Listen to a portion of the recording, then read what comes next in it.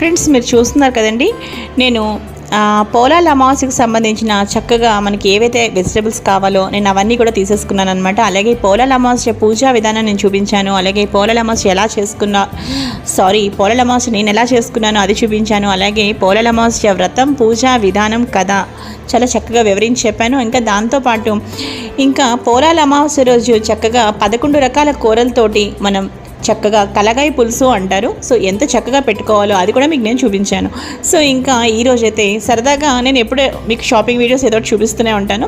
అలాగే మా బంగారు తల్లి అయితే ఇక్కడ చక్కగా వరుసగా అన్నీ పెట్టి మీకు చూపిస్తుంది కదా. సో మా పిల్లలిద్దరూ కూడా చాలా సరదా పడుతూ ఉంటారు. మమ్మీ నేను చూపిస్తాను అని చెప్పి చక్కగా వాళ్ళు అలా చూపిస్తూ ఉంటారు. సో అందుకోసం నేను ఈ మధ్య తగ్గించేసాను అనమాట. ఏదైనా సరే పిల్లలు సరదాగా వాళ్ళకి ఇంట్రెస్ట్గా ఉంటుంది కదా.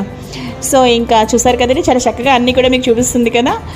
ఇంకా ఏదైనా సరే గ్రోసరీ అయినా సరే